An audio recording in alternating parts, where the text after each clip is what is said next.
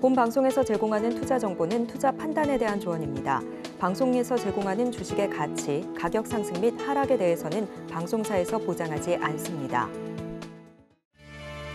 안녕하십니까. 마감인방 60분의 승부 최슬기입니다.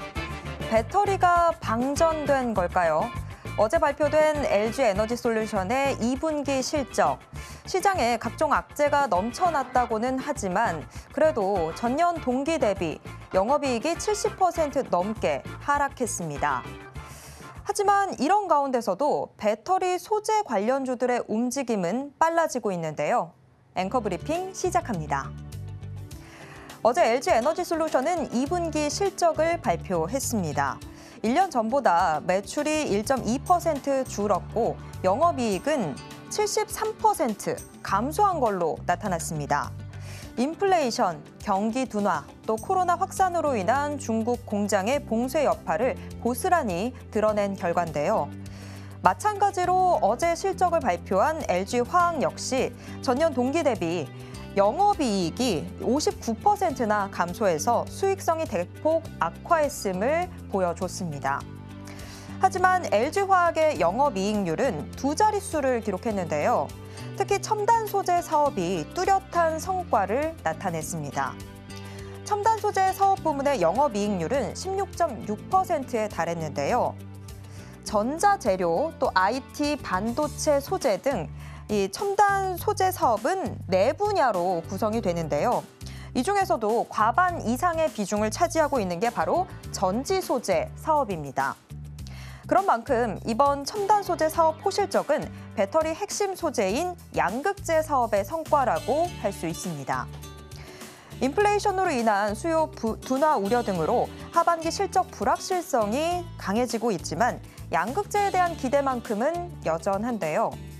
LG화학은 양극재 물량 증가에 따라 하반기에도 두 자릿수 수익성을 확보할 것으로 기대하고 있습니다. 바야흐로 배터리 소재 시간인 걸까요? 오늘 한동안 부진했던 알루미늄 관련주들이 장 초반 일제히 강세였습니다. 조일알미늄은 한때 29% 가까이 급등했고 또 사마알미늄은 장중한 때 20%가 넘게 그리고 남선알미늄도 10%가 넘는 오름세를 보였습니다. 알루미늄은 전기차 배터리 대표 소재주 중 하나인데요. 롯데케미칼과 롯데알미늄이 미국의 배터리 소재 생산 공장을 짓는다는 소식에 알루미늄주들이 오름세를 보인 것으로 풀이됩니다. 롯데케미칼과 롯데알미늄은 켄터키주의 합작사 롯데알미늄 머티리얼즈 USA를 설립합니다. 이 미국에 들어서게 되는 이 첫 번째 양극박 생산 기지입니다. 한편 포스코케미칼은 오늘 미국 자동차 회사 GM과 대략 14조 규모의 양극재 공급 협약을 체결했다고 밝혔는데요. 포스코케미칼은 또 앞으로 북미 합작사를 중심으로 이 전기차 배터리 핵심 소재의 글로벌 공급망 구축을 위해서 협력을 확대할 것이다. 이렇게 덧붙였습니다. 이렇듯 이 배터리 소재 관련주들은 바쁜 움직임을 보여주고 있습니다. 다만 핵심 원자재에 대한 중국의 의존도는 여전히 높은 상황인데요. 땅속에 매장된 금속을 배터리로 만드는 모든 과정을 통제한다. 이런 비유까지 나올 만큼 수산화 리튬, 그리고 인조흑연 음극재 등 이 핵심 원자재에 대한 중국의 독점 현상이 두드러지고 있는 게 현실입니다. 미중 갈등이 지속되고 있어서 관세 폭탄이나 원자재 조달 차질에 대한 경계감 역시 늦출 수 없습니다. 어려움을 뚫고 배터리 소재는 온전히 자신만의 시간을 누릴 수 있을까요?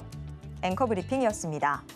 잠시 후에는 전문가와 함께 주목해야 하는 배터리 소재 관련주 어떤 것들이 있는지 좀 더 자세히 확인해 보도록 하겠습니다. 마감인방 60분의 승부 시작합니다.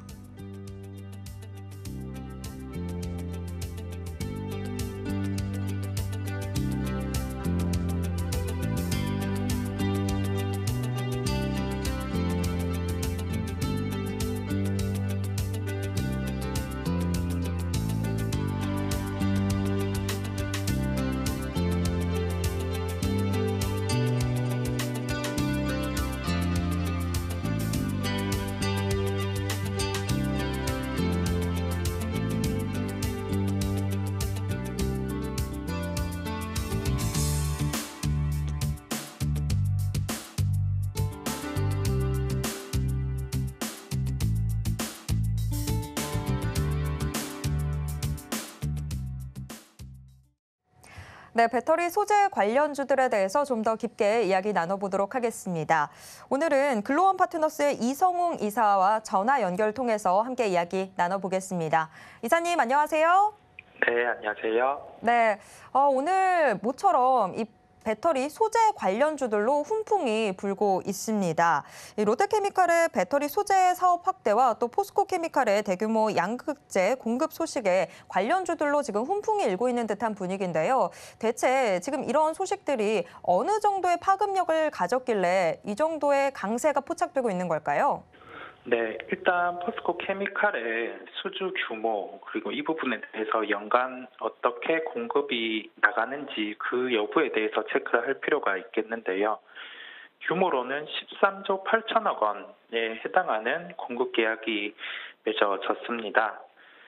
LG에너지 솔루션의 조인트 벤처인 GM 엘티넘 셀즈 향으로 양극재 공급 계약을 공시를 했고요. 23년에서 25년까지 3년간 13조 8천억 원 규모입니다. 환율 측면도 함께 고려를 해야 되는데 적용되는 환율이 1277원 35전입니다. 6월 기준으로 해서 양극재의 평균 판가를 감안하면 3년간 약 23만 톤으로 추정이 되고요. 일단 이 부분에 대해서는 예상이 일부 되기는 했었는데 지금의 1공장향으로 공급이 계획되어 있는 광양의 포스코 케미칼의 3, 4단계 공장 같은 경우는 연간으로 6만 톤 정도의 생산 능력을 가지고 있습니다. 23년, 24년, 25년 이 단계로 하면은 3년간으로도 최대 18만 톤 정도 공급이 가능한데 이 예상 캐파를 넘어서는 계약이 이루어졌고요. 추가로 2024년부터 본격적으로 가동되는 포항의 5, 6단계 물량을 추가로 사용할 전망입니다. 그렇다 보니 첫 번째로는 예상치보다 높은 계약이 이루어졌다는 점에서 주가가 반응을 하는 모습이고요. 이 주가의 반응 같은 경우는 포스코 케미칼 같은 경우는 타 양극재 업체에 대비해서 좀 소외가 되어 있고 밸류에이션 측면에서도 좀 비싼 구간에 있다 보니 투자자들 같은 경우가 좀 한 발 물러서 있는 형태였는데 이게 수주가 나옴으로써 주가는 강하게 반등이 나타나는 모습이었습니다. 그러면 지금 주가에서 저희가 어느 정도의 상승 여력이 있을지 그 여부에 대한 고민이 필요하겠는데요. 포스코케미칼의 양극재 캐파를 대입을 해봤을 때 이 부분에서 단계적인 증설이 이루어지는 점까지 감안을 하면은 보수적으로도 현재 주가 기준 대비해서 10%의 추가 상승 여력이 존재하는 구간입니다. 투자자분들은 이 점을 알아둬야 될 것으로 보이고요. 수주가 나오고 나서 기업이 가지고 있는 생산 능력과 그 수주 부분을 함께 비교하면서 현재 시가총액까지 연결해 보는 그러한 습관도 투자에 도움이 되는 부분이라고 말씀드릴 수 있겠습니다. 네, 이성웅 이사님이 늘 항상 좀 조심스럽게 접근하시는 분인데 지금 이 호재들 앞으로 현재 주가 기준으로 봤을 때 한 10% 정도 추가 상승할 수 있을 것으로 보인다라고 이야기해 주신 만큼 어쨌거나 굉장히 상당한 호재는 분명해 보입니다.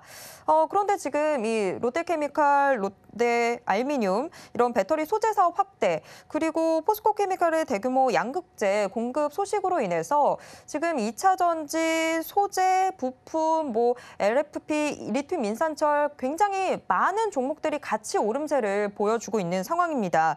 과연 이번 이슈로 좀 관련주로 묶이는 종목들에는 어떤 종목들이 있고 또 지금 현재 어느 정도 상승폭을 키워나가고 있는지 이 부분도 좀 짚어주시죠. 네, 첫 번째로 저희가 짚고 갈 부분은 양극재 사업을 영위할 수 있는 기업 그리고 이 부분에서 생산 캐파를 늘릴 수 있는 현금이 있는 기업 또는 자본 조달을 해서라도 늘릴 수 있는 기업을 체크를 할 필요가 있겠고요. 두 번째로는 포스코 케미칼의 수주가 LG에너지 솔루션의 조인트 벤처 업체와 이루어졌다는 점입니다. 그 두 가지 포인트를 봤을 때 대표적인 기업이 첫 번째로는 LG에너지 솔루션입니다. 지금 5%의 상승을 나타내고 있고요. 어제 6개월의 락업 물량이 풀리면서 수급에 대한 부분도 좀 부담을 덜게 됐습니다. 그렇다 보니 오늘 좀 가벼운 상승세를 나타내고 있고요.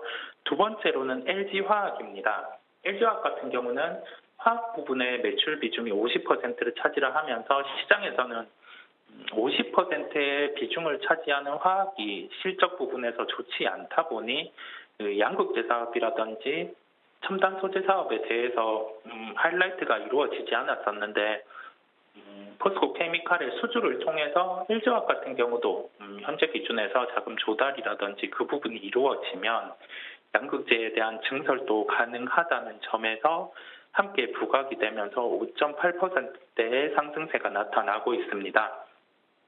종합적으로 봤을 때 첫 번째로 주목해야 될 점은 2차 전지 양극재를 사업을 영위하는 기업 같은 경우 추가로 해외에 수주가 가능하다는 점에 집중을 할 필요가 있겠고요. 두 번째로는 소재가 나가게 되면서 실제적으로 배터리에 대한 수주도 늘어날 수 있다는 점입니다. 그렇다 보니 배터리 셀 업체, 예를 들면 LG에너지솔루션, 삼성 SDI, 그리고 좀 약간 정유의 비중이 있기는 하지만은 SK이노베이션 정도까지 관심이 필요하겠습니다. 네, 배터리 셀 업체에 관심을 가져야 되겠다라고 답변해 주셨습니다. 어제 LG 에너지 솔루션 보호예수 물량 해제도 있었는데 다행히 큰 충격 없이 무사히 지나가면서 지금 수급 우려도 좀 다소 덜었고 지금 LG 에너지 솔루션도 같이 지금 오름세 보여주고 있는 상황입니다. 그런데 지금 오늘 시장에 이런 호재 소식을 전해줬던 포스코 케미칼이나 롯데 케미칼 자체의 상황이 조금 다소 다르다고 하더라고요. 포스코 케미칼은 배터리 소재 사업 투자 성과로 인해서 지금 역대 최대 매출과 영업이익을 기록한 반면에 롯데 케미칼이 영업이익 급감이 우려되는 상황이라고 하던데요. 이 배터리 소재 부문에서도 지금 이렇게 기업별로 성과에서 큰 폭의 차이가 나타나게 된 배경에는 어떤 게 있을까요? 예, 초점을 맞추어 본다고 하면은 지금 현재 시점에서 일부라도 생산에 여력이 있는지 여부, 그다음에 추가로 생산의 증설이 예정되었는지 여부에 따라서 초점이 갈리게 되는데요. 포스코 케미칼 같은 경우는 실제로 수주를 받는다고 하면 지금 일부라도 바로 내놓을 수 있는 그러한 상황이고, 롯데 케미칼 같은 경우는 이제 투자에 대한 부분이 고려가 되었고 순차적으로 나아가는 단계다 보니 이런 차별화가 있습니다. 즉 쉽게 알 수 있는 부분 자체는 전체 매출에서 양극재라든지 2차 전지 소재와 관련돼서 실제 매출이 어느 정도 발생하고 있는지 여부겠는데요. 롯데케미칼 같은 경우는 지금 화학사업의 비중이 높은 단계다 보니까 주가 같은 경우가 화학에 초점을 맞춰서 흘러가는 단계라고 인식을 하면 되겠습니다. 그리고 신규 시설 투자가 이루어지면은 이 시설 투자의 관점에서 시작 그리고 완공이 되었을 때 실제 가동을 할 때 초기에는 비용이 많이 발생을 하게 됩니다. 왜냐하면은 그 수율이라고 하는 실제 제품에서 쓰일 수 있는 그 단계까지 올라가려고 하면 어느 정도의 가동이 이루어져야 되는데 그러한 부분이 초기 공정에서는 바로 나타나지 않는다는 부분인데요. 증설이 이루어지고 실제적인 그 가동이 일부 나타난 이후에는 롯데케미칼 같은 경우도 관심이 높아지는 구간이라고 할 수 있겠습니다. 앞서서 SK이노베이션 같은 경우에는 SK이노베이션도 역시나 화학이나 정유 비중 갖고 있음에도 불구하고 좀 SK이노베이션은 괜찮다라고 하셨었잖아요. 둘이 결국에 비슷한 그런 흐름 보이는 거 아닌가요? 일단은 SK이노베이션 같은 경우는 2차 전지에 대한 그 공장 가동이 이루어지고 있습니다. 그렇다 보니 매출이 발생을 하고 있는 구조고요. 롯데케미칼 같은 경우는 아직 이 부분에 대해서 뚜렷하게 매출이 발생하는 단계가 아닙니다. 그렇다 보니 두 기업의 주가는 차별화가 나타나고 있고요. 순수하게 좋은 기업들 같은 경우를 예로 들어본다고 하면은 LG에너지 솔루션이 아주 퓨어하게 셀을 만드는 기업이고, 그다음에 LNF 같은 경우, 그다음에 에코프로 비행 같은 경우 이 공통적인 게 양극재 소재 같은 경우의 사업을 100% 영위한다는 점입니다. 여기에서 반대급부로 SK이노베이션 같은 경우는 물론 2차 전지와 관련된 사업도 영위를 하지만은 정유 사업의 부분이 크고요. 그다음 롯데케미칼 같은 경우도 아직 화학 부분의 사업이 크다는 점입니다. 즉 밸류에이션을 비교를 해봤을 때 순수하게 그 양극재라든지 2차 전지 셀을 운영하는 기업보다는 좀 반대급부로 처져 있는 상황이고, 이 정유라든지 화학 같은 경우가 지금 사이클상으로 한번 고점을 치고, 정유는 가깝게 올해 2분기 같은 경우 실적이 고점이었고, 화학 같은 경우는 작년에 사이클상으로 고점이었다 보니까 지금 할인 요소가 많은 상황이고요. 그렇다 보니 저희가 생각해야 될 점은 순수하게 2차 전지 사업으로 초점을 맞춰서 사업을 하는 기업인지 아닌지를 생각할 필요가 있겠고, 여기에서 확장을 해서 그렇다고 하면 2차 전지와 관련된 사업을 영위를 하는데, 이 기업의 본업 같은 경우가 지금 좋아지는 상황인지 아니면은 안 좋아지는 상황인지까지 같이 파악을 한다고 하면은 좀 주가에 가깝게 생각을 할 수 있겠습니다. 네, 확실히 지금 이 개별 기업들이 얼마나 사업 구조를 벌려놨고 그 중에서도 본업에 대한 비중이 어느 정도가 되는지 이런 부분들 챙겨봐야 될 것 같습니다.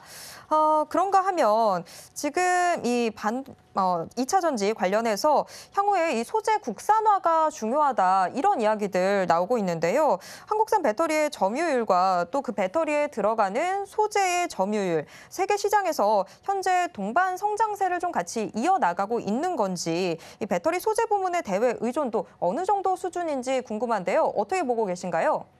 네, 2차 전지 배터리를 만들기 위해서는 일단 계열이 지금은 크게는 두 가지로 나눕니다.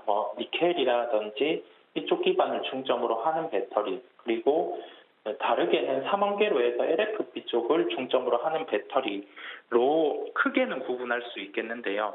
여기에서 배터리 양극재, 니켈 부분을 중점으로 하는 배터리는 국내 기업의 비중이 높은 상황이고요.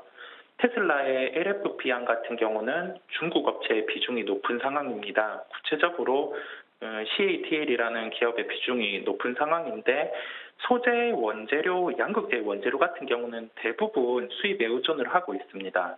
여기에서 볼 점은 2차 전지의 그 소재 부분 중에서 양극재 부분의 주가가 최근에 좋았던 이유가 원재료의 상승, 즉 원자재의 상승 국면을 셀 업체라든지 완성체 업체로 전가할 수 있다는 점이었는데요.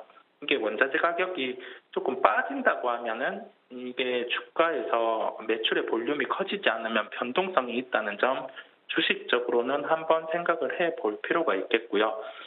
원재료 같은 경우는 수입이 대부분이다 보니까 이와 같은 현상이 나타나는 점입니다.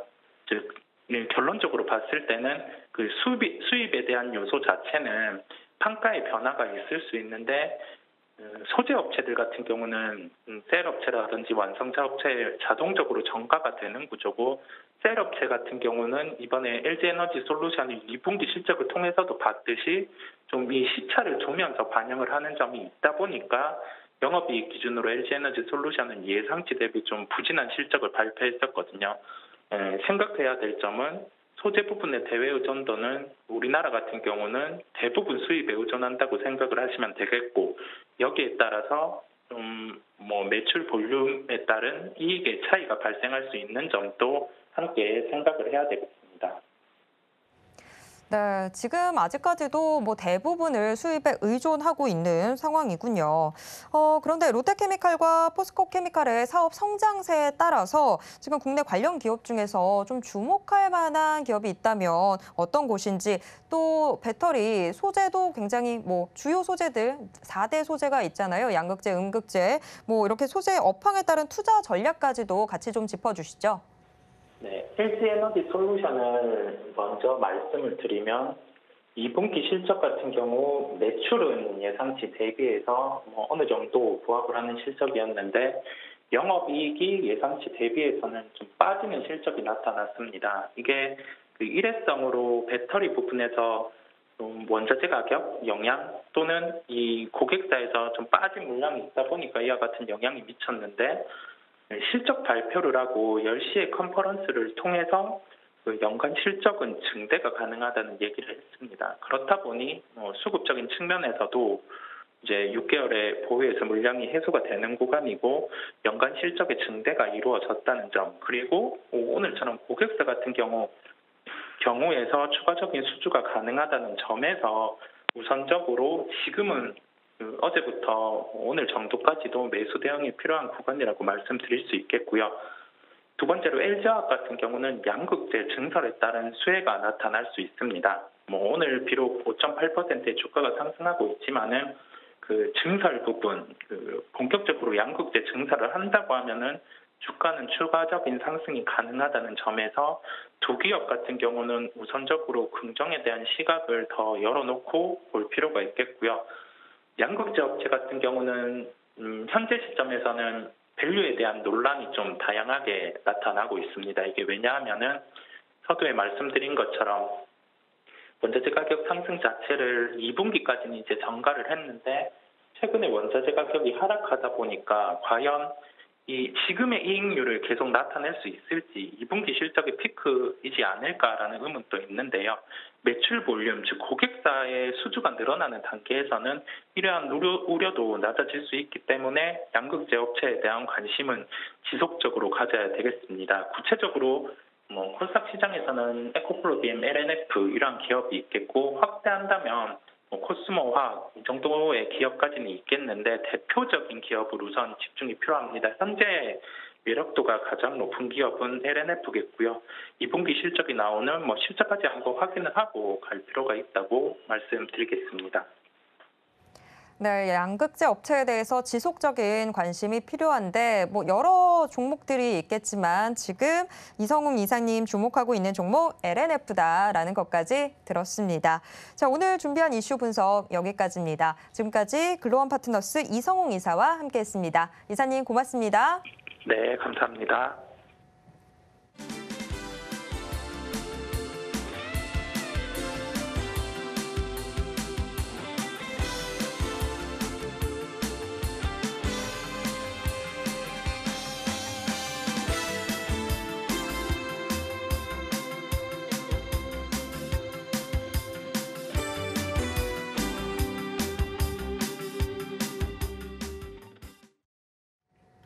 마감까지 얼마 남지 않은 이 시간 오늘 시장을 움직인 주요 키워드와 특징주 확인해보는 키워드 식센스 시간입니다. 오늘 키워드 식센스는 훈훈한 주식 김지훈 대표와 함께하도록 하겠습니다. 대표님 어서 오세요. 안녕하세요. 네, 오늘 시장 이슈는 상당히 좀 분명해 보이는데 그래도 오늘 시장 아주 좋은 움직임 보여주고 있습니다. 자, 오늘 시장을 움직인 이 주요 키포인트 시장의 한마디 먼저 들어보도록 하겠습니다. 네, 시장은 순리대로 흘러가는 것 같습니다. 역시 시장에서 예상했던 대로 다행히 미국은 금리를 75bp를 인상하면서 시장의 컨센서스를 맞추는 모습을 보여줬고요. 최근의 현황은 선반영의 악재에 좀 둔감하고 오히려 미반영된 호재에 민감한 방향으로 투자가 전환되지 않냐 그렇게 긍정적으로 예측을 하고 있습니다. 다만 이제 하반기에 10%대 이상의 좀 수출 성장이 나와야 될 것을 보고 있고요. 순상품 교육 조건이 바닥에서 반등하는 모습을 보여주면서 수출주에 좀 더 양호한 흐름이 보여지면 수출 대표주 같은 경우가 가장 그 코스피 지수에 포함된 비율 자체가 높기 때문에 이 수출 대표주의 좀 실적 불확실성이 낮아져야 지수가 좀 안정적인 모습을 보일 것으로 예상을 하고 있고요. 외국인의 수급은 코스피가 장부가 하회하는 그러니까 PBR 기준으로 이 0.9배 수준에서는 계속 지금 순매수 전환이 되고 있고 외국계 자금이 지금 물론 중장기로 꾸준히 안정적으로 가는 거는 미국계 자금인데 미국계 자금의 그 일부가 좀 추세 전환을 위해서 유입될 필요가 있다. 다만 전체적인 외국의 수급의 흐름은 최근 7월 한 달 동안만 1조 1,000억 가까이 매수하면서 다소 좀 순매수로 전환되지 않냐 그렇게 보고 있고 하반기 코스피 영업이익률 추정치가 계속적으로 하락되면서 연초에 한 110조 후반에서 코스피 전체 순이익이 한 165조까지 여기서 더 이상 빠지지 않을 경우에는 이익에 대한 안정성도 좀 하반기 경직성을 좀 확보하지 않나 그렇게 보고 있습니다. 마지막으로 가장 우려되는 부분 물가 상승은 여전히 기업 이익에 부담이 되고 있습니다. 하지만 원자재 가격의 좀 하향 안정 조정과 가계 구매력 악화가 오히려 반대로 소비자 구매 심리 지수를 좀 약하게 낮추면서 인플레이션에 대한 강한 그 상승폭은 다소 둔화될 것이라고 예상하고 있습니다. 네, 오늘장 한마디 먼저 들어봤는데요. 그렇다면 오늘 시장을 움직인 주요 키워드들에는 어떤 것들이 있는지 화면으로 확인해 보겠습니다. 키워드 키워드 식스센스 6개의 키워드 공개됐습니다. 반도체 빅2의 수요 부진이 지속되고 있습니다. 반면에 S-오일 유가 상승과 함께 사상 최대 영업이익을 발표했습니다. 방산주들의 기분 좋은 소식도 계속해서 전해지고 있습니다. K방산 3종 대규모 수출 계약 소식이 시장에 전해졌습니다. 성일하이텍 역대 최대 경쟁률을 보이면서 시장에 새롭게 등장을 했습니다. 포스코케미칼 GM 대규모 계약 소식 시장에 전했고요. LG이노텍 영업이익 91% 급증했다는 호실적을 발표했습니다. 그럼 오늘 시장의 특징주들 확인해 보도록 하겠습니다. 삼성전자, S-오일, 한국항공우주를 비롯해서 6개의 종목 선정됐습니다. 이 중에서 좀 더 깊게 들어가 볼 세 종목, 삼성전자, 포스코케미칼, LG이노텍입니다. 네, 오늘의 인기 키워드로 반도체 빅2 13조 원이 넘는 계약 소식이죠. 포스코케미칼 이슈, 그리고 마지막으로는 영업이익이 급증한 LG이노텍이 선정됐습니다. 각각 특징주로는 삼성전자, 포스코케미칼, LG이노텍이 뽑혔는데요. 우선 삼성전자부터 이야기 나눠보겠습니다. 자, 삼성전자 오늘 고일까요, 스톱일까요? 네, 삼성전자는 최근에 조금 단기 반등은 나오고 있지만 여전히 다른 종목에 대한 매력도가 떨어지기 때문에 스탑을 말씀드리겠습니다. 네, 좀 더 이야기 들어볼까요? 네네. 삼성전자 같은 경우는 역시 가장 큰 첫 번째 이유는 수요 둔화에 대한 우려입니다. 거시경 환경 악화와 수요 둔화 우려로 삼성전자 소위 말하는 IT 제품, 완제품의 판매에 대한 계속적인 하락 우려가 있고요. 판매 하락에 대한 우려가 있습니다. 그리고 지금 IT 제품의 수요가 부진하기 때문에 이 부분에 관련된 재고를 대폭 삼성전자의 전방 업체들이 세트 수요가 재고를 축적하기 때문에 재고를 축소하려면 메모리 반도체 역시도 구매를 축소하고 있는 상황입니다. 그래서 메모리 반도체의 그 구매 축소로 인한 가격 하락이 계속 당분간은 지속될 것으로 보고 있습니다.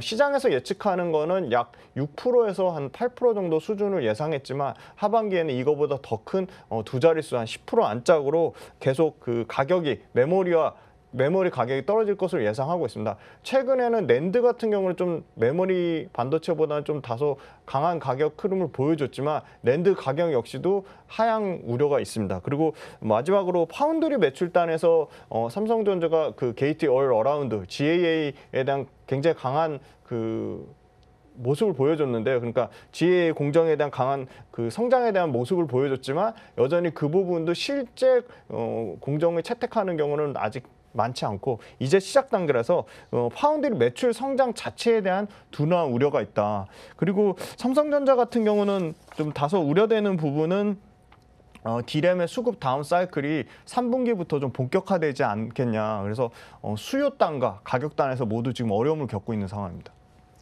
네. 삼성전자 지금 현재 실적 자체는 나쁘지 않지만 앞으로 다가오는 하반기들이 좀 더 부진하다라는 측면에서 지금 스탑 의견 받았습니다. 그럼 이어서 포스코케미칼 이야기 나눠봐야 될 것 같은데요. 오늘 포스코케미칼은 그래도 굉장히 긍정적인 소식을 전했습니다. 고일지 스톱일지 궁금해지는데요. 네, 포스코케미칼은 고입니다. 다만 신규 매수 관점이 아니고 기존 가지고 계신 분들이 전혀 파실 이유가 없다는 측면에서 말씀드리고요. 포스코케미칼은 아직 좀 아쉬운 점은 여전히 포스코케미칼의 철강 사업부가 46%의 비중을 차지하고 있습니다. 그래서 다른 양극재 업체들 대비해서는 좀 더 시장에서 아웃퍼폼하기가 조금 주가 상승 탄력도가 낮지만 오늘 GM과 그 13조 이상의 계약을 맺으면서 굉장히 높은 이렇게 총 10조 가까이 되는 회사가 19%, 20% 가까운 상승을 보여줬는데요. 양극재 사업부의 비중이 계속 확대되고 있습니다. 지금 46%를 차지하고 있고요. 양극재 같은 경우는 지금 생산 능력을 계속 캐파를 증설하고 있습니다. 이거는 포스코케미칼이 아니라 LNF, 에코프로비엠 모두 생산 캐파를 증설하고 있습니다. 생산 캐파를 증설하는 거는 다시 한번 강조드리지만 매출에 대한 자신감이고 매출이 실적에 담보되어 있다는 표현입니다. 지금 포스코케미칼 같은 경우 양극재가 올해 지금 10만 톤 정도를 생산을 하고 있는데요. 지금 10만 톤에서 2025년에 34만 톤, 2030년에 61만 톤까지 캐파 증설률만 쳐도 연평균 증가율이 30% 넘습니다. 그다음에 포스코케미칼 같은 경우는 유일하게 양극재, 음극재를 동시 생산하는 업체인데요. 음극재 같은 경우도 세종의 천연 흑연 음극재 1.5만 톤, 그다음에 포항의 인조 흑연 음극재를 올해 지금 8.2만 톤에서 2025년에 17만 톤까지 2배 넘게 음극재도 증설할 것으로 기획을 하고 있습니다. 그리고 지금 가장 높은 비중에, 그러니까 니켈 비중이 높아질수록 고마진인데요. 니켈 90% 이상 되는 하이니켈 양극재를 양산을 준비하고 있습니다. 그래서 지금 그 그러니까 소위 말하는 하이형, 그러니까 고가형 차종 외에 나머지 보급형, 그러니까 중국산 같은 경우는 다 저가형 LFP를 배터리 쓰는데 LFP까지도 생산 능력을 갖춰서 지금 고가형과 저가형 차종에 모두 최적화된 걸 보여주고 있고요. 그다음에 음극재 쪽에서는 실리콘 첨가제, 그러니까 실리콘 첨가하는 음극재가 굉장히 앞으로 주목받을 것으로 기대되는 사업인데요. 실리콘 첨가제 음극재 사업도 본격적으로 양산을 추진하고 있다. 그리고 가장 이제 중요한 부분은 마지막으로 포스코 그룹 차원에서 배터리 소재의 밸류체인 하고 있다는 거. 이건 물론 에코프로빈과 LNF도 마찬가지로 밸류체인을 하고 있지만 포스코 그룹이라는 강력한 이 소재 관련된 회사가 이 풀 밸류체인을 구축에 강점을 가지고 있다. 그래서 포스코 케미칼도 생산 증설의 모멘텀, 그다음에 두 번째 판가 인상, 그다음에 세 번째 포스코 그룹 차원에서 배터리의 풀 밸류 체인을 했다는 강점에서 지속 보유 의견으로 말씀드리겠습니다. 네, 포스코 케미칼 아무래도 이 철강 부문도 같이 갖고 있기 때문에 지금 철강의 하반기 실적 둔화 우려가 있어서 조금 불안하지 않나라고 생각을 했었는데 그래도 지금 이 양극재 관련해서 계속해서 좋은 소식들 전해주고 있어서 지금 고 의견 받았습니다. 다만 포스코 케미칼 지금 신규 접근 의견으로 고를 드린 점은 아니라는 점 다시 한번 말씀을 드리겠습니다. 마지막 이슈와 특징주 짚어보도록 하겠습니다. LG이노텍 호실적을 발표를 했는데요. 오늘 LG이노텍도 특징주로 선정이 됐습니다. LG이노텍은 고일까요, 스톱일까요? 네, LG이노텍은 고입니다. 여전히 스마트폰에 대한 둔화 우려는 있는 것 같습니다. 시장에서. 하지만 그 와중에 하이엔드 제품, 소위 말하는 애플과 삼성의 갤럭시 폴더블 폰은 상당히 잘 나가고 있고요.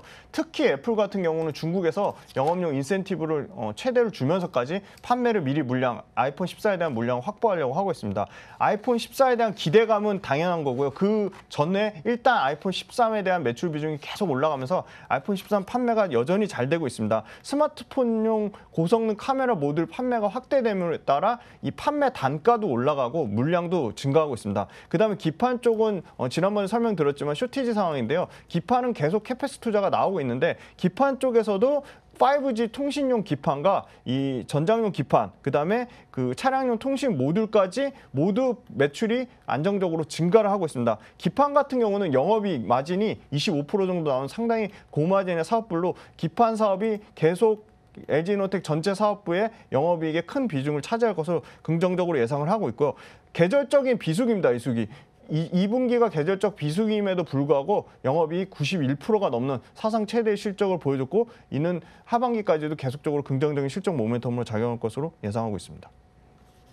네, LG이노텍 일단은 고 의견을 받기는 했는데 그런데 대표님, LG이노텍은 결과적으로 좀 애플의 실적과 같이 움직인다. 우리가 흔히들 이렇게 생각을 하잖아요. 네. 그래서 애플 아이폰이 좀 판매가 잘 돼야 LG이노텍도 기대를 해볼 수 있을 텐데 다만 지금 뭐 계속해서 코로나와 관련하면서 이런 스마트폰의 판매 실적도 점점 조금씩 둔화되고 있는 실정이잖아요. 그런 점들을 고려했을 때도 LG이노텍 좀 기대를 해볼 수 있는 걸까요? 네.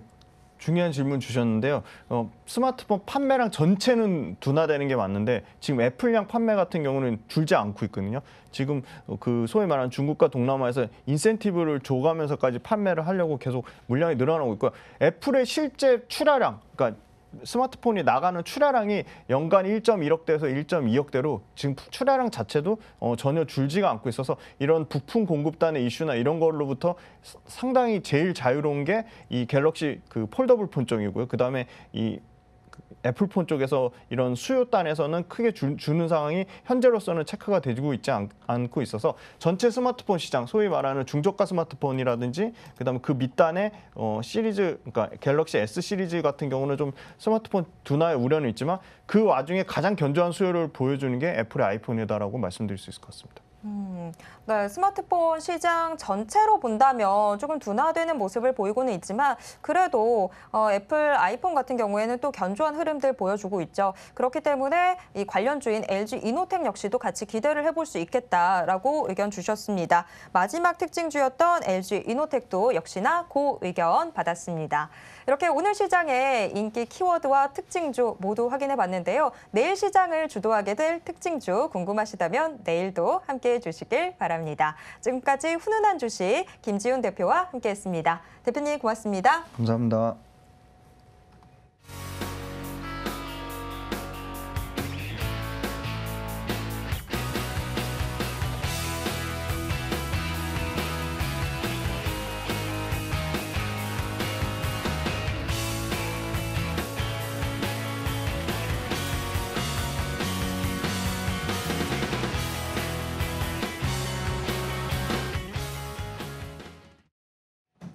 네, 이제 장 마감까지 정말 얼마 남지 않았는데요. 현재 시장 어떤 흐름 보이고 있는지 동시효과 상황 화면을 통해 확인해 보겠습니다. 코스피 지수 0.93% 상승한 2,438선에서 장 마칠 것으로 예상되고 있습니다. 코스피 일중 흐름 확인해 보도록 하겠습니다. 오늘 코스피 장중 내내 빨간불 켜주고 있는데요. 제롬 파월 미국 연방준비제도 의장이 경기 침체를 부인하면서 이 금리 인상 속도 조절론을 내놓음에 따라 코스피 지수 장 초반에는 2,440선 돌파하는 등 종일 오름세 보여주고 있습니다. 다만 홍콩 항생지수를 포함해서 아시아 주요 증시가 다소 부진한 모습 보이면서 코스피 지수의 상승폭도 제한되는 모습입니다. 이어서 코스피 수급 확인해 보도록 하겠습니다. 코스피 오늘 하루 만에 외국인과 기관의 동반 매수세가 다시 유입되고 있습니다. 다만 각각 집중하고 있는 업종에는 차이가 좀 있습니다. 외국인이 제조업, 전기전자 대형주를 중심으로 사자세 보이는 반면에 기관은 전기전자 업종 물량 정리하고 있습니다. 외국인 2,840억 원 매수 우위고 기관은 421억 원 담고 있습니다. 한편 개인은 3,048억 원 물량 정리하고 있습니다. 이어서 코스피 시가총액 상위 종목 1위에서 5위권 종목들 확인해 보도록 하겠습니다. 상승세가 우세한 모습입니다. SK하이닉스를 제외한 1위에서 5위권 전 종목 모두 상승하고 있는데요. 특히 LG 에너지솔루션의 상승세가 눈에 띕니다. LG 에너지솔루션 올해 연간 매출액 전망치를 상향 조정하면서 중장기 실적에 대한 자신감을 내비쳤는데요. 그러면서 주가 현재 5%대 오름세에 가져가고 있습니다. 또 시장 기대치를 웃도는 2분기 실적을 발표한 삼성바이오로직스 이틀 연속 오름세 보여주는데요. 지금 현재 2%대 상승하면서 86만 원 선 기록하고 있습니다. 이외 삼성전자, 삼성전자 우선주도 빨간불 켰습니다. 이어서 6위에서 10위권 종목들 확인해 보겠습니다. 6위에서 10위권 종목들, 종목별로 지금 등락 엇갈리고 있는 가운데 그래도 비교적 상승세가 우세한 모습 보여주고 있습니다. 2차 전지 관련주들이 특히나 강세고 반면에 자동차주는 다소 부진한 모습입니다. LG화학 이 양극재 성장 기대감에 현재 6%대 오름세 보여주면서 시가총액 6위에 이름 올려두고 있습니다. 삼성 SDI도 하루 만에 반등에 나서고 있는데요. 현재 4% 가까이 상승하면서 57만 8천 원 선 기록하고 있습니다. 반면 현대차와 기아 나란히 약보합세 보이고 있습니다. 이어서 코스닥 시장으로 가보도록 하겠습니다. 코스닥 오늘 0.35% 상승한 798선에서 장 마칠 것으로 예상되고 있습니다. 코스닥 일중입니다. 코스닥 장 초반에 805선 터치하기도 했지만 시간이 지날수록 상승폭이 둔화되고 있습니다. 지금 현재 798선 기록하고 있는 모습입니다. 코스닥 수급 확인해 보도록 하겠습니다. 코스피와는 정반대의 흐름 나타나고 있습니다. 코스닥에서는 개인만 홀로 매수세 보여주고 있는데요. 개인 현재 542억 원 담고 있습니다. 반면 기관은 317억 원을, 외국인은 159억 원 물량 정리하고 있습니다. 코스닥 시가총액 상위 종목 1위에서 5위권 종목들 확인해 보겠습니다. 상승세가 뚜렷한 모습인데요. 에코프로비엠, LNF 등 2차 전지 소재 관련주들 오름세 보여주고 있고 셀트리온 헬스케어 1%대 오름세입니다. 오늘은 카카오게임즈도 오름세 보여주고 있습니다. 0.4%가량 상승하면서 49,850원 선 기록하고 있습니다.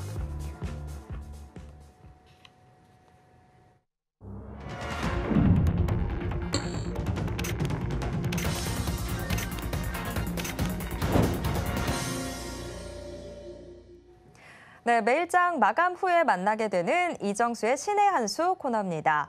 매일 장 마감 이후 서울경제TV 리드온 이정수 파트너가 시장 분석과 함께 특징주들 짚어드리고 있는데요. 지금 이정수 파트너 연결돼 있습니다. 파트너님 안녕하세요. 네, 안녕하세요. 신의 한 수의 이정수 파트너입니다. 네, 미국이 예상대로 0.75%포인트 금리 인상을 단행을 하면서 지금 현재 시장 코스피나 코스닥이나 장중 내내 오름세를 보여줬습니다. 오늘 시장 좀 어떻게 보셨는지 가져오신 특징주와 함께 분석 부탁드립니다. 네, 자, 어제 이제 미국은 다들 알고 있는 0.75를 단행을 했고요. 그리고 파월 의장이 이제 립 서비스를 했죠. 일단 금리 인상 속도를 줄이겠다. 그리고 경기 침체 아니다라고 발언을 하면서 미국 시장이 강하게 올라갔습니다. 자, 미국 시장 한번 볼까요? 자, 근데 뭐 결론적으로는 미국 시장이 올라간 거에 비해서 우리나라는 그렇게 못 갔어요. 그리고 지금 종목들 보면 코스닥 올라가는 개수랑 떨어지는 개수랑 거의 비등비등합니다. 뭐 조금 더 올라가는 개수가 더 많지만 거의 반반이라고 보시면 돼요. 근데 어쨌든 일단은 미국 시장에 대해서 말씀을 드리자면 일단 미국은 뭐 단번에 빠질 것 같지는 않아요. 일단은 계속 상방향으로 올라갈 것 같기는 한데 지금 FOMC 립 서비스 때문에 올라가는 거지만 저 얘기는 머지않아서 반대로 바뀔 겁니다. 또 경기 침체 얘기 나올 거고요. 그다음에 금리 인상도 하겠다는 얘기가 뭐 조만간에 또 얘기 바꿔서 나올 겁니다. 왜냐면 그 얘기를 그런 식으로의 이제 얘기들이 4월달, 5월달, 6월달 계속 이어졌기 때문에 좋았다가 안 좋았다가 안 좋았다가 좋았다가 그러니까 얘기가 또 바뀔 거라는 거는 항상 인지를 하고 계시되 그렇다고 해서 지금 매매가 안 되느냐? 아니요. 지금 시장은 그래도 나쁘지 않습니다. 불확실성이 사라졌다는 부분에서 일단은 좋아요. 불확실성이 사라졌기 때문에 지금 당장으로 이제 8월 10날 이제 CPI 지수, 그다음 9월 20날 이제 또다시 FOMC인데 그때까지는 이제 종목별 매매 장세가 펼쳐질 겁니다. 미국이 급락세가 없다라는 게 일단은 장점이 됐고요. 그러면 종목별로 오늘 딱 보면 알겠지만 오늘과 같은 느낌으로 시장이 이제 만들어지는 거예요.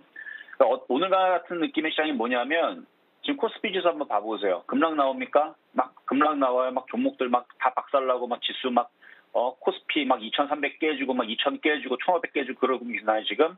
아니죠. 떠 있는 상태에서 그냥 이러고 있죠. 근데 종목들은 어떻게 되는지 한번 봐봐요. 아모레퍼시픽 9% 폭락에다가 오늘 대우건설도 폭락 나오고 빠진 애들은 빠집니다. 그러니까 폭탄은 있어요. 폭탄은 있습니다. 폭탄은 있으나 그래도 시장이 급락이 없기 때문에 빠지면 올라가고 올라가면 빠지고 예를 들어서 지금 오늘 보면은 이런 이제 종목들은 이제 올라갔다가 5% 6% 빠지고요. 랩지노믹스도 올라갔다가 지금 4% 빠지고 그러니까 잘 보면 폭락하고 빠진 애들도 있다. 하지만 또 반대로 보면 하나솔루션 보면 오늘 상한가 같습니다. 하나솔루션 지금 상한가 같고요. 이쪽 태양광 섹터들은 또 오늘 또 강했단 말이죠. 그러니까 종목별로 지금 종목별 차별화 장세가 된 건데 일단 저는 그래서 좋게 본다. 뭘 좋게 보냐? 다시 종목들을 매매할 수 있는 좋은 시장이 왔다라고 봅니다. 그러니까 지금 미국에서 지금은 뻥을 치고 있는데 그냥 뻥은 그냥 믿어주세요. 그냥 뭐 나중에 또 말 바꾸기 할 거지만 알고 있으면 되잖아요. 그러니까 미국은 분명히 말 바꾸기를 하면서 또다시 안 좋은 얘기를 할 거지만 그건 지금 당장 얘기가 아니니까 지금 당장은 미국 시장이 반등 주고 눌림목 주고 또 반등 주고 올라가고 그러면 일단은 우리나라 시장은 급락은 없어요. 그럼 급락세가 안 나오면 뭐가 나온다? 개별 종목 장세. 그러니까 지금 또다시 매매 장세가 된 건데 뭐가 좋은 거다? 어제 전까지는 FOMC 때 쟤네들이 장난질하면서 시장을 또 급락시킬까 봐 혹은 어떻게 될지 모르니까 그 부분이 불확실했다면 일단은 그게 제거가 됐기 때문에 매매하기가 한층 더 좋아졌다. 이렇게 말씀을 좀 드리겠고요. 어쨌든 이번 주 토요일 날 또 강연회도 있으니까 이번 목표치, 1차 목표치, 2차 목표치 이런 거 설명해 드리면서 최근에 강했던 종목들을 해야 됩니다. 약한 종목들은 계속 약할 거예요. 차별화 장세는 원래 그래 특징이. 그래서 강했던 종목들을 매매를 해야 되는데 아마 그런 부분에 대해서 이번 강연회 때 서울역입니다. 서울역 강연회에서 30날 토요일 날 여러분들과 1시에 얘기를 할 텐데 뭐 후반비에 아마 다시 아나운서님도 얘기해 주실 거고 또 자막으로 나갈 거니까 그때 여러분들 오시면 되겠고요. 어쨌든 저는 매수를 해야 된다라는 입장입니다. 이제 매수를 해야 되고 매매를 치기가 어제보다는 좋아졌다. 근데 종목들이 쉽다 안 쉽다? 좀 전에 설명해 드린 거 보면 어려워졌다는 얘기죠. 그래서 매매하기에는 초보자들은 당황스러울 수는 있지만 그래도 이전보다는 조금 더 매매하기가 좀 더 편해진 왜냐하면 급락이 없기 때문에. 우리가 매매하는 데 있어서 제일 걱정스러운 게 지수가 폭락할까 봐, 바로 급락할까 봐, 아주 사자마자 다 한가 갈까 봐, 이런 게 이제 걱정인 건데 그런 거는 쉽게 안 나와요. 그래서 미국 시장이 눌리고 올라가고 눌리고 올리고 당분간 일단은 CPI 지수도 앞두고 아직 여유가 남았고, 그다음에 9월 20일 FOMC도 아직 멀리 남았기 때문에 매매로 입장에서는 일단 괜찮은 장이다라고 일단 평을 하면서 한번 종목 두 가지 살펴보도록 하겠습니다. 자, 첫 번째는요, 하나 에어로스페이스라는 종목을 보겠는데요. 하나 에어로스페이스. 자, 이거 봐봐요. 강한 애들은 강하죠. 대우건설은 뭐 실적이 안 좋다고 해서 급락 나온 거고, 아모레퍼시픽도 뭐 안 좋은 뉴스, 뭐 파란색 나온 거 보니까 뭐 안 좋은 뉴스 나왔던 것 같은데, 뭐 이런저런 얘기로 이제 떨어지지만, 뭐 올라가는 애들 보면은, 잘 보면은, AX 일렉트릭도 굉장히 강하죠. 이거는 뭐 강세장에서만 나오는 그런 강한 모습입니다. 또 하나 강한 모습 보면 포스코 케미칼. 그러니까 지금 장이 나쁘다고 평할 수는 없어요. 제가 볼 때는 장은 좋습니다. 장은 좋은데 매매하기가 이제 초보자들이 이제 당황스럽죠. 순환매가 잘 안 나오고 강한 종목을 해야 됩니다. 강한 종목을 해야 돼요. 이번 매매의 핵심은 강한 종목입니다. 순환매는 조금 더 두고 봐야 돼요. 일단 강한 종목부터 쳐야 되는데, 하여튼간 그렇고, 그래서 지금 하나 에어로스페이스도 지금 강한 흐름이거든요. 그래서 이게 지금 올라가는 이유는 뭐 계속 그 방산에 대한 이슈가 계속 이어지고 있는데, 그러니까 수출에 대한 이제 얘기들인데, 이전에 뭐 어제도 그저께도 계속 있었던 이제 폴란드와의 대규모 방산 장비 수출 관련된 기본 계약을 체결했다는 이슈 때문에 그런 건데요. 하나 에어로스페이스는 종속회사가 하나 디펜스입니다. 뉴스에서 많이 보셨죠? 하나 디펜스. 이름이 앞에가 하나잖아요. 그렇죠? 하나 디펜스가 이제 폴란드 정부랑 기본 계약을 체결을 했는데, K9 자주포, 그다음에 K10 탄약 운반 장갑차, 그런 K11 사격 지휘 장갑차 등을 수출하기 위한 기본 계약을 했다라고 밝혔는데요. 이거 외에서도 지금 방산에 대해서 현대로템 같은 경우도 조회 공시를 요구했는데, K2 전차 수출, 폴란드랑 이런 부분에 대한 얘기들, 그다음에 K2 전차 공급에 대한 앞으로의 계속 전망들, 이런 부분들에 대한 얘기가 계속 이어질 거라서, 그래서 지금 언론에 따르면은 이번 계약의 성사로 인해서 앞으로 계속 국산 군용기라든지 아니면 국산 전차라든지 이런 부분에 대한 수출이 폴란드 수출을 시작으로 무기 수출이 확대가 속도가 붙을 것이다, 이렇게 얘기가 나오고 있는데 그게 사실입니다. 사실이기 때문에 그래서 앞으로의 계속 다른 유럽 나라들의 수출 얘기들도 계속 이어질 것 같으니까, 그래서 하나 에어로스페이스라든지 아니면 다른 뭐 현대로템이라든지 이런 종목들 조정받으면 괜찮을 것 같아요. IT보단 낫습니다 라는 말씀을 드리도록 하겠고요. 자, 두 번째로는 대우건설인데요. 아까도 얘기했지만 지금 실적 안 좋다는 얘기로 떨어졌는데, 매출은 괜찮았어요. 매출은 늘어났는데 실적이 반토막이 났습니다. 마이너스 55% 떨어졌는데, 전년 동기 대비 왜 영업이익과 그다음에 순이익이 확 떨어졌느냐? 일단 영업이익은 마이너스 55.07%, 반토막 넘게 났고요. 순이익도 마이너스 65.17%.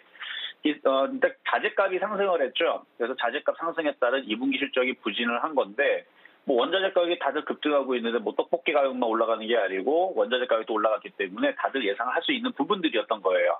근데 너무 좀 심하게 좀 떨어진 것 같은데, 어느 정도 그게 이제 악재가 반영이 되면 반등을 줄 것 같으니까 혹시나 갖고 있는 분들은 너무 놀라지 마시고, 이미 다 알고 있던 사실들이니까. 근데 너무 조금 많이 뺀 것 같아요. 그러니까 뭐 내일 반등 나오겠죠. 이 정도 말씀을 드리면서, 자, 세 번째는 제가 계속 보험주에 대해서 말씀을 드렸는데, 일단 금리 인상을 단행을 하는 건 하는 거고, 하나 생명보험, 하나 손해보험 아직도 잘 떠 있거든요. 근데 지금 삼성그룹주들, 삼성생명, 삼성화재가 아마 8.15 그 이재용 부회장의 그 출소가 될지 안 될지 뉴스가 지금 나오고 있어요. 그래서 기대감에 삼성그룹주들, 삼성생명, 삼성화재가 조금 움직임이 강해지면, 그러면 하나손해보험도 안 빠지고 한 번 더 튈 수 있을 것 같아서 일단 기대감 가지고 좀 더 갖고 있어도 될 것 같습니다. 혹시나 절반을 팔았으면 나머지는 갖고 있으면 될 것 같고요.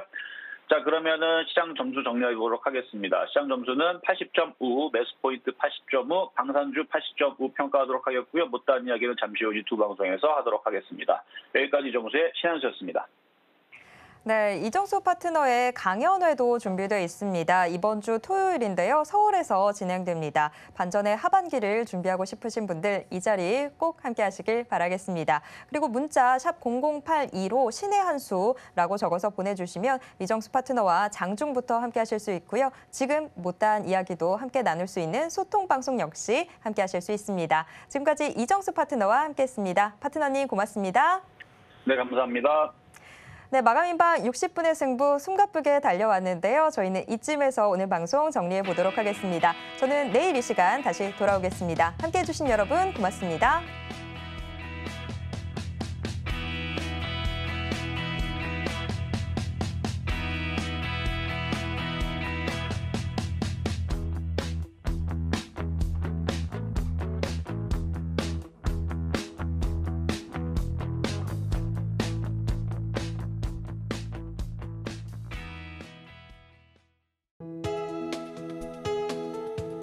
본 방송에서 제공하는 투자 정보는 투자 판단에 대한 조언입니다.